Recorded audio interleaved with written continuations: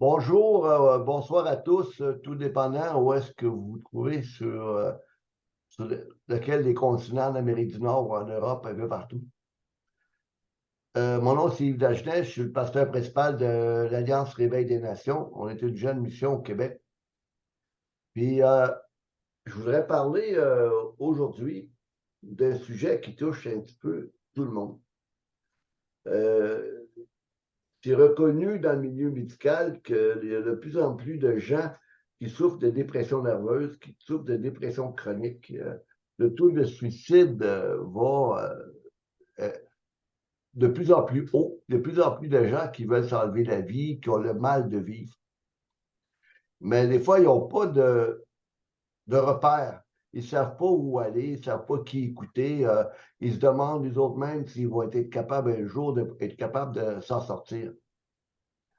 Moi-même, moi-même, je suis un rescapé de la dépression chronique, mais c'est pas de moi que je veux parler aujourd'hui. C'est le monsieur Réal Baudouin qui est avec moi aujourd'hui, qui a vécu quelque chose d'assez dramatique et que, humainement parlant, c'était presque impossible de pouvoir s'en sortir.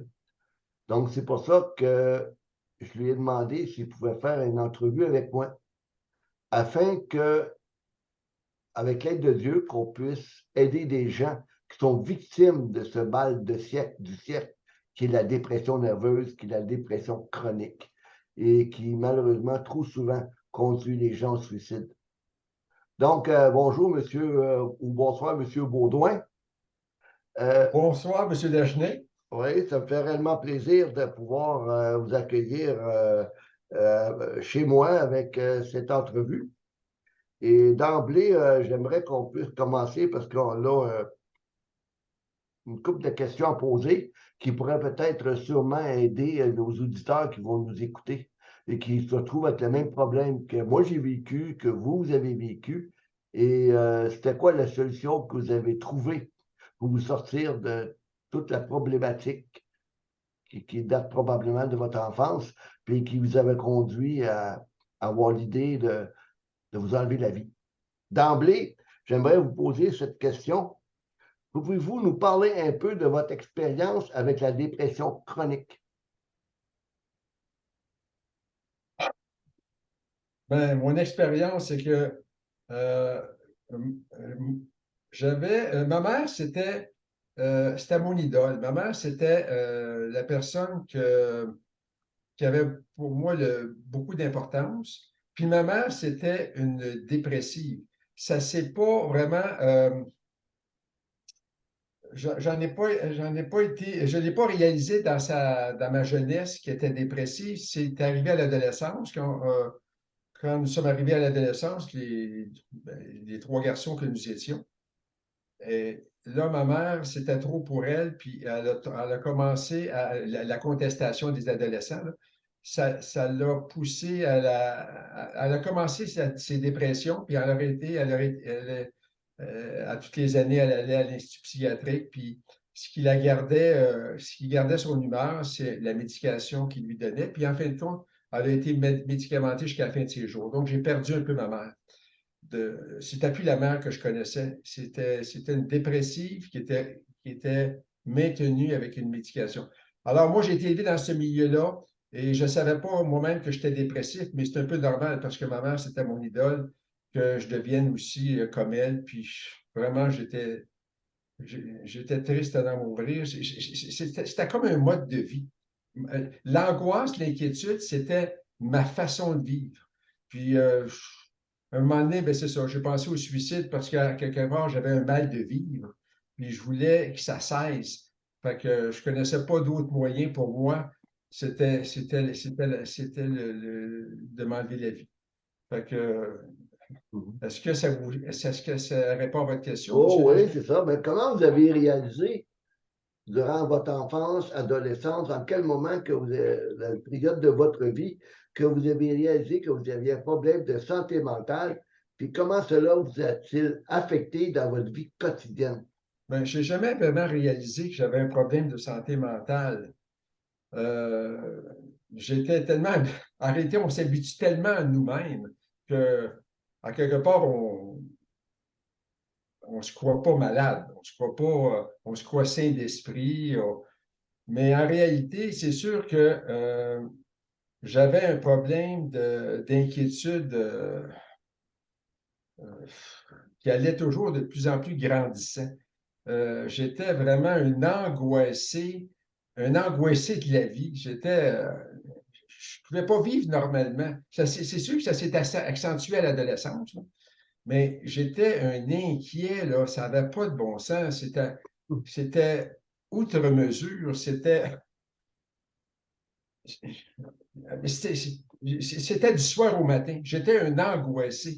Alors, oui, c'est sûr que je voyais qu'il se passait quelque chose, mais je ne pouvais pas me diagnostiquer comme un problème de santé mentale. Mais dans le fond, oui, ça l'était parce que ça m'empêchait de vivre, ça m'empêchait de fonctionner, ça m'empêchait quasiment de travailler parce que ça m'envahissait. Quelle sorte de type de traitement ou de thérapie avez-vous essayé concernant votre dépression chronique? Puis comment ont-ils fonctionné? Avez-vous essayé quelque chose? Êtes-vous été comme votre mère en milieu hospitalier? Avez-vous pris des médicaments ou vous étiez en train de vous fuir de vous-même dans la drogue ou l'alcool ou des fois ça peut être le jeu, hein, ou bien ça peut être des choses compulsives ou qui nous déconnectent de nous-mêmes. Puis dans le fond, on se retrouve avec un problème en surplus dans notre vie. Donc, il y a eu un traitement que vous avez utilisé pour essayer de vous sortir de ce mal-être-là, ou comme je disais tantôt, comme vous disiez tantôt, ça faisait partie de votre style de vie. Oui, c'est ça. Ça faisait vraiment partie de mon style de vie. La drogue que j'ai utilisée, c'est de la marijuana. Puis la marijuana ne faisait qu'accentuer, mais ça amplifiait mon angoisse. Je ne m'en sortais pas. En réalité, peut-être au début, ça me calmait, mais non, ça n'a vraiment pas aidé. Puis, c'était compulsif, mon affaire, ça n'avait pas de bon sens. Alors, j'ai pas pris. Donc, on ne peut pas vraiment appeler ça une médication. C'était vraiment, bon, les jeunes prenaient ça, puis j'en profitais. Mais autant au début, ça a pu calmer mon angoisse, à la fin, j'en prenais plus parce que j'avais aucun repos avec ça. C'est comme si je prenais rien. C'est comme si ça ne pouvait pas me calmer. Ça fait pas m'aider. Ça ne faisait qu'amplifier le problème. Alors, j'ai arrêté d'en prendre vraiment, là. J'étais vraiment un épave. C'était. En tout cas, j'étais tout sauf heureux. Ça, c'est sûr et certain, là. Je ne pouvais pas rire. Non, non, j'étais. Donc, vous Là, je avez. ris, là. Ouais. Je ris, mais je n'étais pas capable de rire à ce moment-là. Là. J'étais un angoissé. C'était maladif, mon affaire. C'était vraiment exagéré. Mais Donc, comme, je pense que j'ai été un petit peu plus loin que ma mère, parce que ma mère était un angoissée, mais elle ne voulait pas mourir, tandis que moi, là, j'étais vraiment. C'était excessif. Mais de toute façon, toute ma vie, j'ai été excessif. Mais là, même dans ce domaine-là, j'étais excessif. Fait que, c'est sûr que je voulais m'enlever la vie parce que j'avais de la difficulté à fonctionner, là. Ça m'empêchait de vivre. C'est simple de même. ouais. C'était. J'avais besoin d'un sauveur, j'avais besoin de. C'était pas tellement une thérapie qui allait m'aider, en tout cas. Je pense pas, moi, que c'était une thérapie. C'était une. J'étais. Parce que pour moi, la dépression, c'était un style de vie. C'était une manière de vivre. Puis, donc, c'était pas une thérapie qui allait m'aider. En tout cas, je pense pas, là. Donc, j'ai jamais vraiment touché à la thérapie. Non, ma mère, oui, mais pas moi. Moi, je n'ai pas touché à la thérapie. Donc, moi, ma thérapie, c'était de m'enlever la vie, si on peut appeler ça une thérapie. Là. Non, ça n'a pas de bon sens. Donc, je ne pensais pas que la thérapie allait m'aider, moi. J'ai dit non, je vais m'en aller, je vais m'en aller parce que j'ai un mal de vivre, puis il n'y a personne qui répond à ma question, à mon questionnement existentiel. Fait que je vais m'en aller. Je vais m'enlever la vie. Quels sont les changements que vous avez apportés à votre vie qui ont contribué à votre établissement de la dépression chronique? Qu'est-ce qui a fait que vous n'êtes plus le même homme aujourd'hui que vous étiez à l'âge de 20 ans? Bien souvent, on sait que la maladie, bien souvent, quand on s'en sort, c'est un processus. Mais c'est quoi qui a été le déclencheur qui a fait que tranquillement vous êtes sorti? Ben, écoutez, je peux pas dire ça. Je peux pas dire d'autre chose que Jésus. Je peux pas dire une chose, là. C'est qu'on m'a parlé de Jésus comme étant le sauveur. Puis moi, je pensais même pas au ciel, dans le fond. Moi, pour moi, j'avais besoin d'une libération. Je me sentais dans une prison mentale. Fait que pour moi, un Jésus sauveur, je dis, Seigneur Jésus, sauve-moi. Sauve-moi, ça n'a pas de bon sens. C'est ça où je m'enlève la vie. Il n'y a pas d'autre chose. Je ne suis pas capable de m'en sortir, puis je ne vois pas comment m'en sortir, mais je sais que tu es un sauveur, fait que sauve-moi. Fait que, bon, la Bible dit qu'à ce moment-là, ben, c'est une conversion. Je ne connaissais pas vraiment la repentance, mais j'ai dit Jésus intervient. Fait que Jésus est venu en moi, puis j'ai commencé une thérapie avec lui, dans le fond. C'est que là, maintenant, sa parole est devenue importante pour moi. J'ai commencé à lire, puis il m'a ouvert les yeux, puis avec son aide, mais c'est difficile à expliquer. C'est comme si premièrement, bon, OK, prenons l'angoisse. Parce que Jésus dit quelque part dans l'Évangile, ne vous inquiétez de, ou c'est l'apôtre Paul qui dit ça, mais Jésus aussi en parle, de ne pas s'inquiéter. Mais là, je ne savais pas quoi faire. J'ai dit, non, là, je comprends qu'il ne faut pas s'inquiéter, mais moi, c'est juste ça que je fais dans ma vie. Alors, tu vas m'apprendre à me confier en toi, puis à te laisser mes soucis, puis arrêter de les reprendre, puis de les porter à journée longue. Fait que pour moi, ça a été, ah, wow! Ça, c'est. J'ai appris à me libérer de lui, de toutes mes inquiétudes, que ce soit de toutes sortes, là, de la vie en général, oh, quel repos. Ça n'a pas de bon sens. Ça me liait. Juste le fait de me reposer en lui, de croire en lui, puis de faire confiance que lui allait porter mes fardeaux, puis qu'elle allait m'aider à m'en sortir. Ah, pour moi, ça a été, là, ça a été. J'ai commencé à vivre, j'ai commencé à vivre une certaine paix intérieure parce que j'ai mis en pratique cette parole-là, parce que j'y ai cru, puis que je me suis attendu à lui pour son aide.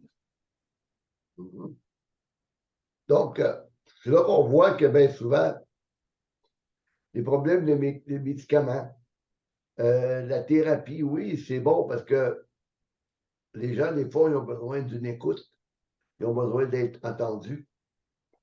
Mais dans le fond, si Dieu n'intervient pas dans nos vies, ça demande simplement du patchage. Le problème reste là. Il n'est pas évacué. Puis, tôt ou tard, on va retomber dans le même problème. Puis, donc, quels sont les conseils que vous donneriez à quelqu'un qui souffre actuellement de dépression chronique? Ben,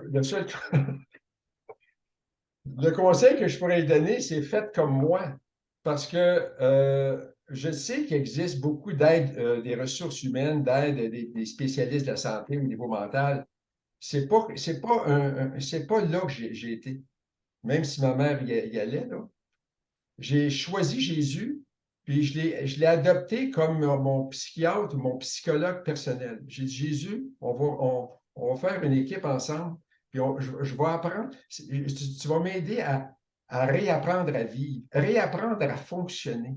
Alors, puis c'est de lire la Bible, puis c'est d'intégrer la parole de Dieu dans ma vie, c'est de faire mien ses paroles, c'est de, comme tantôt je parlais de l'inquiétude, mais c'est de toute autre chose aussi. Euh, mais moi, c'est vraiment l'inquiétude là, que j'avais besoin, mais la parole de Dieu touche à tous les domaines de la vie. Alors moi, j'ai un verset aussi que j'aime beaucoup, que l'apôtre Paul utilise. C'est dans, je ne me rappelle pas dans quel livre, mais il dit que tout ce qui est vrai, que tout ce qui est honorable, que tout ce qui est juste, que tout ce qui est pur, que tout ce qui est aimable, que tout ce qui mérite l'approbation, ce qui est vertueux et digne de louange, soit l'objet de vos pensées. Alors, ça, ce verset-là m'a beaucoup aidé de dire, bon, écoutez, je regardais, c'est comme si Jésus m'a appris, bon, écoute, Réal, regarde tes pensées, là, puis regarde si c'est vrai, regarde si c'est juste, regarde si c'est pur. Puis c'est de commencer à être, à m'engager pour moi-même, à arrêter de me fuir, puis d'examiner mes pensées, puis d'amener mes pensées en harmonie avec les Écritures. Puis principalement cette écriture-là que je viens de vous partager. Ouf! Là, la libération a commencé à s'installer, non seulement parce que j'ai arrêté de m'inquiéter, mais j'ai commencé à garder des pensées dans ma tête qui sont saines. Arrêter de garder les pensées qui me tirent vers le bas. De toujours garder les pensées qui me tirent vers le haut. Wow! Hey, mes amis, je vous dis, là, vous allez penser que peut-être que j'exagère, mais j'ai l'impression qu'en faisant ça, c'est de faire descendre le ciel sur la terre. Je vivais tellement à quelque part un peu l'enfer avant de faire ça. C'est que comme je fais descendre Dieu en moi, je fais descendre la pensée céleste, la mentalité du ciel, c'est comme si elle commence à s'intégrer en moi. Ouf. Il n'y a pas d'argent qui peut donner ça. Non, pour moi, c'est une thérapie céleste. Ça coûte rien. Ça coûte à quelque part, oui, ça coûte un engagement de la personne, ça coûte quelque chose, mais il n'y a pas de frais, il n'y a pas de monnaie. C'est vraiment, Seigneur Jésus, on va travailler ensemble pour que ta pensée devienne la mienne. Parce que ce n'est pas naturel. On vit d'une façon surnaturelle. La pensée de Dieu n'est pas humaine, mais quoi qu'elle est accessible. Mais c'est quand même un effort d'aller la chercher parce que je suis de la terre, mes pensées ne sont pas toujours saines puis pas sont toujours pures. Fait que c'était un effort de moi de dire maintenant, je vais arrêter de penser comme ça. Maintenant, je vais adopter ta pensée. Avez-vous des stratégies là, pour gérer des périodes difficiles ou des rechutes potentielles de dépression? Parce qu'on sait très bien que quand on était dépressif chronique pendant un certain temps, même si le Seigneur nous en sort, on reste toujours un être fragile. Hein? Puis je pense que même si moi j'ai été dépressif chronique pendant 8 ans, je m'en sortais pas. Même si je suis même si je suis plus dépressif depuis l'âge de 26 ans, il reste en moins que je suis demeuré. Il faut que tout le temps je sois sur mes gardes. Il ne faut pas que normalement que je me couche à des heures indues. Il faut que j'essaye de vivre une vie normale. Je pense que l'exercice physique est fondamental. Puis même les médecins en parlent, les thérapeutes en parlent, puis toutes ces choses-là.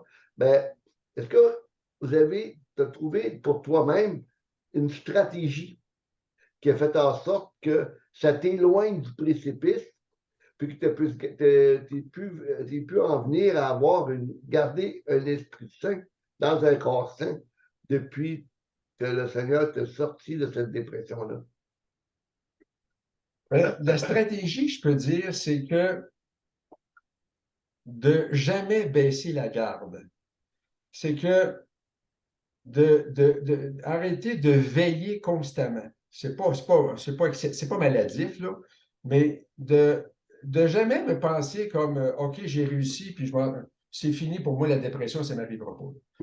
Non, parce que le malin est là pour nous suggérer des pensées, puis s'il peut encore nous faire tomber, même si on sait un peu, même si on a eu la victoire, faut jamais se croire plus fort qu'on est. Oui, j'ai de la force, mais dans le fond, je suis aussi fragile, comme dit M. Dagenet. Fait que dans le fond, c'est de continuer à veiller, puis de faire attention, puis de ne pas dire, ben moi j'ai réussi, puis ça ne m'arrivera jamais. Là. Non, non, non, non. Je suis fragilisé. Je sais que j'ai une tendance. Mais d'ailleurs, mon tempérament, si vous me permettez, M. Dagenet, parce que ceux qui connaissent un peu les tempéraments, il ne faut pas vraiment être fou avec ça, mais il existe 4 tempéraments. les mélancoliques, les flegmatiques, les sanguins et les colériques. Et même si on est croyant, on est un chrétien, on a quand même un tempérament qui est en dominance dans notre vie, puis il y en a un autre qui le suit. Alors moi, j'ai fait déjà un test psychologique et je suis un mélancolique flegmatique. Alors, j'ai tout pour la dépression. Tout. Je veux dire, alors, c'est d'être conscient de ça. C'est pas parce que je suis comme ça que je vais nécessairement l'être, puis j'aurai plus la victoire. Là. Je l'ai eu, puis je pense que je la garde. Mais il faut toujours que je fasse attention parce que j'ai un tempérament qui me dispose à ça. Oui, Jésus nous donne la victoire, mais je suis un mélancolique flegmatique et je dois faire attention parce que la mélancolie à l'extrême ne m'aide pas. Alors, ma stratégie, c'est toujours la même chose, c'est de continuer à veiller, puis dire, Jésus, je veux toujours que tu sois là, je veux toujours te tenir la main. Et même, si vous permettez, M. Dagenet, je vais ajouter ça, que je ne sais pas si c'est de par mon tempérament, je suis très introverti. Et puis, je dois faire attention quand je fais mes introversions, si je peux employer ce mot-là, c'est que maintenant, j'ai appris à faire une introversion réfléchie. C'est que je dis, Jésus, OK, je vais réfléchir sur moi-même, je vais entrer en moi-même, mais je veux toujours que tu sois là, parce que je peux me perdre. Puis Jésus m'aide à faire à faire des bilans, à rentrer dans ma vie, puis à me regarder. Puis c'est comme ça, je ne perds pas les pédales, puis je continue à rester dans la paix, dans la tranquillité et dans la victoire au niveau de la dépression, parce que Jésus, pour moi, c'est mon compagnon de vie. Et puis, il est avec moi continuellement du matin au soir.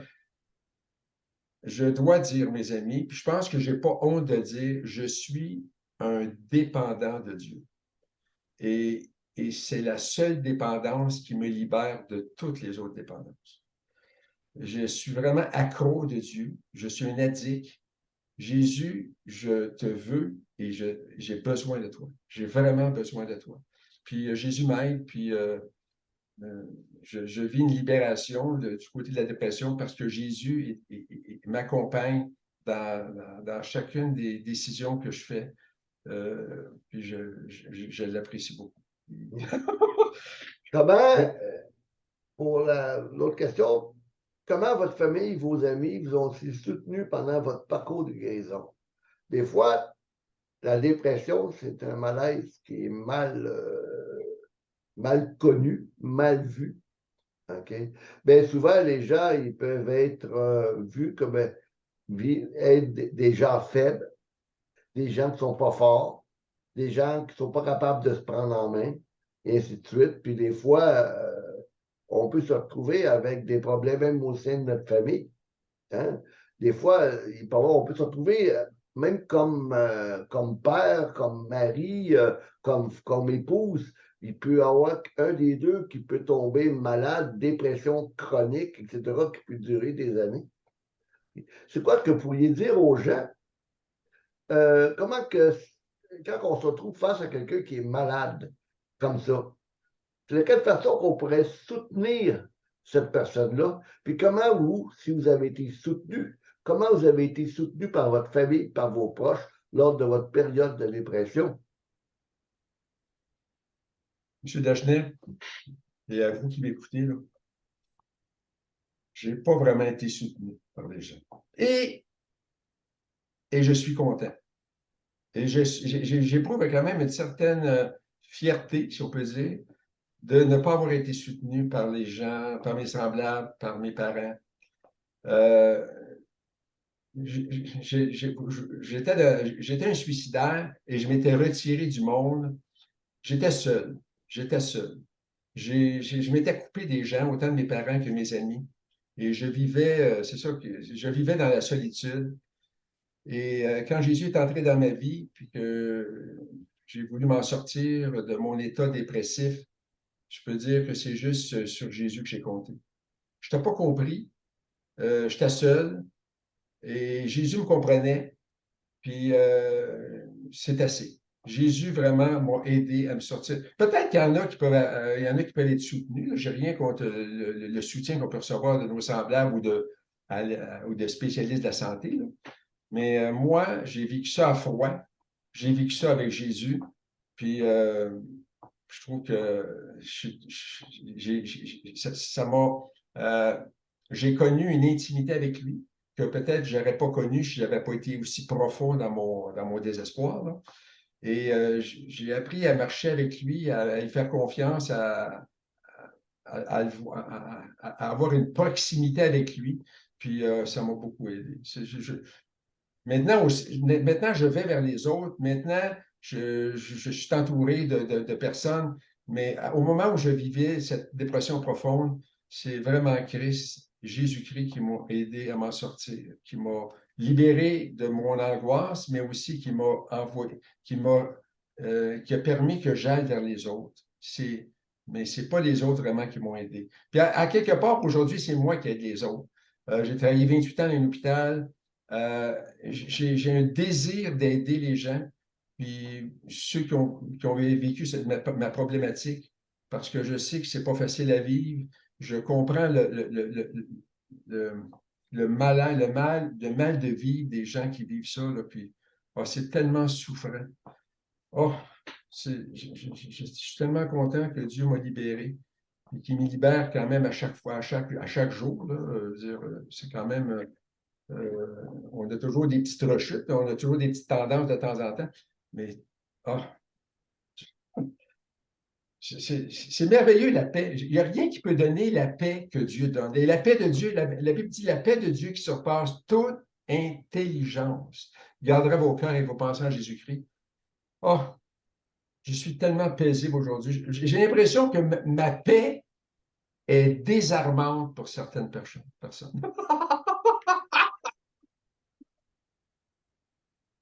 Je suis d'un calme qui, j'ai l'impression que mon calme dérange.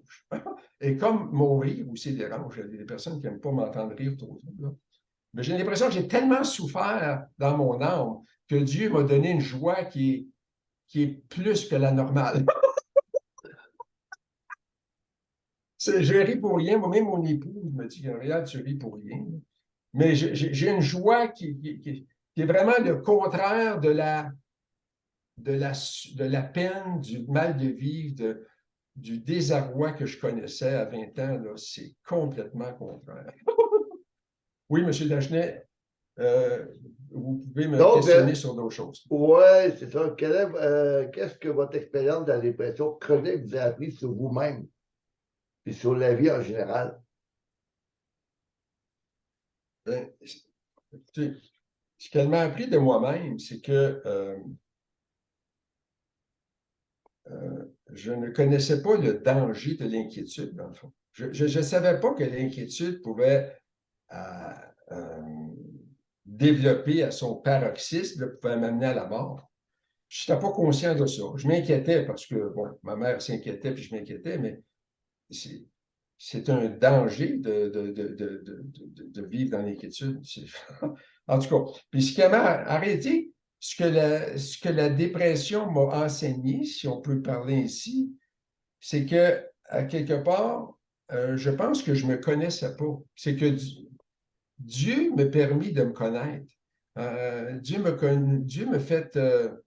J'ai l'impression que Dieu a fait en sorte que j'ai arrêté de me fuir. Puis je me suis arrêté, puis je me suis regardé en pleine face, puis j'ai commencé à faire connaissance avec ma personne. Je ne sais pas, c'est difficile à expliquer, mais c'est un fruit de la dépression d'ailleurs, ma première prière, quand j'ai commencé avec Jésus, j'ai dit, Jésus, je n'ai pas demandé, Jésus, je veux t'aimer, puis je veux aimer mon prochain. J'ai dit, Jésus, tu vas m'apprendre à m'aimer. C'est ça que je veux. Je veux m'aimer. Je ne sais pas si le fait qu'une personne est angoissée, c'est parce qu'elle ne se connaît pas, mais moi, c'était ça mon cas. Fait que, tranquillement, j'ai commencé à m'aimer, j'ai commencé à prendre plaisir en moi. Ce n'est pas de l'adoration, c'est un respect pour ma personne. Wow! Je suis devenu mon meilleur ami. Oh, oh, c'est donc plaisant. Alors, je ne suis jamais seul. Ben, c'est drôle à dire. Oui, on peut vivre une solitude, mais dans le fond, je suis, je suis avec moi-même et je suis très bien avec moi-même. J'ai appris à me faire du bien. Je réalisais dans le fond que l'inquiétude, c'est à quelque part me faire du mal. Et j'ai appris avec Jésus à me faire du bien. Je me fais du bien. Ça ne veut pas dire que je suis sans reproche. Ça ne veut pas dire que je n'ai pas quelque chose à travailler sur ma vie. Mais j'ai appris à m'être agréable. Puis l'angoisse, encore, c'était tout sauf désagréable. Est-ce que ça répond à votre question, M. Oui, David? ça répond. Puis une dernière question avant de terminer cette entrevue. Si vous auriez quelqu'un là, qui est devant vous, là, OK, qui souffre de dépression chronique, qui veut s'enlever la vie, là, il a déjà tout préparé à soir, là, puis il veut passer à l'acte cette nuit, ou aujourd'hui, ou demain, ou dans les jours qui vont suivre. C'est quoi que vous diriez à cette personne-là qui souffre de dépression chronique? OK? Puis qu'est-ce qui fait qui pourrait le conduire à ne pas mettre fin à ses actes? C'est quoi que vous lui diriez en face? Je lui dirais, donne une chance à Jésus.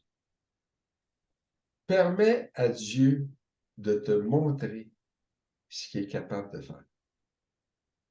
Je l'ai vécu, je sais qu'il peut intervenir.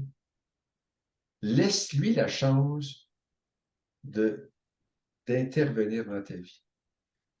C'est ça. Mets ta foi en lui, même si ça te paraît improbable, même si ça te paraît irraisonnable. Invite-le dans ta vie. Dis Jésus, tu vois ma situation, ma vie m'intéresse, je veux mourir tout simplement, ma vie est trop dure, peu importe les problèmes. Non, mais je te permets de venir dans ma vie, sauve-moi. En réalité, sauve-moi de moi-même. Ça a l'air drôle à dire. Sauve-moi de moi. Parce que moi, ça ne marche pas, c'est un cul-de-sac. Je n'arrive pas, là. Je veux m'enlever la vie. Sauve-moi de moi-même. Vous serez. J'aurais le goût de pleurer. C'est tellement bon. Jésus, c'est le.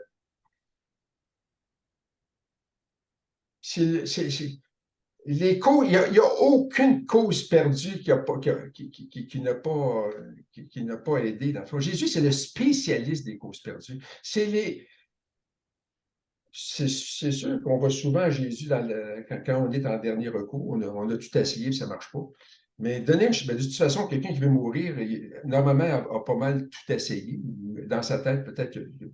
Donnez une chance à Jésus. Invitez-le dans votre vie. Jésus, moi, ça ne marche pas. Je t'invite dans ma vie. Je te donne ma vie. Fais ce que. Puis je te laisse. Je te laisse maintenant le contrôle de ma vie, mon ami. Vous serez surpris. Jésus il est là pour les causes désespérées. De toute façon, si vous connaissez un peu l'Évangile, ceux qui allaient à Jésus, c'était les désespérés de ce monde. Alors que ce soit dans ton âme ou dans ton corps, on est tous un peu désespérés. Jésus va faire un travail formidable. Puis de malheureux que vous étiez, vous allez devenir heureux. Ça ne veut pas dire qu'il n'y aura pas des changements dans votre vie qui vont se faire par la suite. Mais Jésus, quand il entreprend une vie, là, quand Jésus entreprend une vie, c'est merveilleux. C'est de passer, en tout cas dans ma vie, c'est de passer à la mort, parce que même si j'étais pas mort, même si j'étais pas mort, j'étais, à quelque part, je me considère comme un mort vivant. J'étais sans vie. Alors Jésus, c'est dit de Jésus qu'il est le chemin, la vérité et la vie. Fait que quand Jésus rentre dans une vie, ben, c'est sûr qu'il apporte la vie. Fait que de mort j'étais, ben, je suis devenu vivant, puis c'est pas pour rien que je suis heureux. C'est pas pour rien que je suis capable de rire. C'est pas pour rien que je suis en paix. Parce que la vie de Dieu s'est installée en moi. Puis ça fait 48 ans. Puis ben, je suis prêt à mourir pour Jésus. Tellement que, à quelque part, il m'a tout donné. Il m'a donné de sa personne. Il m'a donné. J'ai l'impression que c'est plus moi qui vis. L'apôtre Paul dit ça, il dit c'est pas moi qui vis, c'est Christ qui vit en moi. Alors j'ai l'impression qu'à quelque part, c'est pas moi qui vis, c'est la vie de Christ qui s'est installée en moi. Je suis un porteur de la vie de Dieu. C'est normal que je sois heureux. C'est normal que je sois joyeux. C'est normal que je t'en paix parce que Dieu, c'est ça. C'est tout. Merci pour cette belle entrevue. Merci, Seigneur, pour l'espoir que tu donnes à chacun d'entre nous qui veut s'approcher de toi afin d'être à l'écoute de ta parole, à l'écoute de tes instructions. Venez à moi, vous tous, qui êtes fatigués et chargés, puis je vous donnerai le repos, car mon joug est doux et mon fardeau léger. Comme c'est donc vrai, puis il n'y a pas rien que M. Baudouin qui a vécu des expériences similaires. Moi, par mon témoignage, je pourrais dire des choses assez similaires. Et tous ceux, d'ailleurs, qui ont eu des problèmes avec la dépression chronique, qui ont eu le goût de s'enlever la vie, c'est des gens qui n'ont pas passé à l'acte parce qu'ils se sont tournés vers quelqu'un qui était plus grand qu'eux-mêmes. Et c'était Dieu. C'était sa parole. Ta parole est une lampe à nos pieds, une lumière sur notre sentier. Puis je voudrais vous inviter, je vais le donner dans la description, dans ce Zoom que je vais mettre sur YouTube. Le samedi matin à 9h30, on donne des études bibliques. Et je vais commencer un thème sur la santé mentale et son remède. Puis on va regarder qu'est-ce que la parole de Dieu dit là-dessus. Il y a beaucoup de choses qu'elle a à dire sur la manière que nous devons vivre notre vie si nous voulons éviter les pièges de la dépression nerveuse ou tout autre piège qui veulent faire obstacle à la volonté de Dieu dans notre vie. Donc, je vous remercie, M. Baudouin, de m'avoir accueilli chez vous par le médiaire de ce Zoom. Et à nous, tous nos auditeurs, si vous avez réellement besoin d'aide, on donnera un courriel après ce Zoom et vous pourriez toujours communiquer avec nous.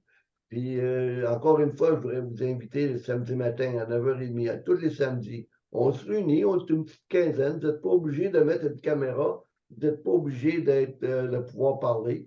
Vous pouvez être des auditeurs, venir écouter ce que la Bible dit, puis voir ce que Dieu peut faire dans vos vies. Donc, que le Seigneur vous bénisse, qui vous garde et qui vous donne de l'espoir à travers sa parole. Que Dieu vous bénisse. Au revoir.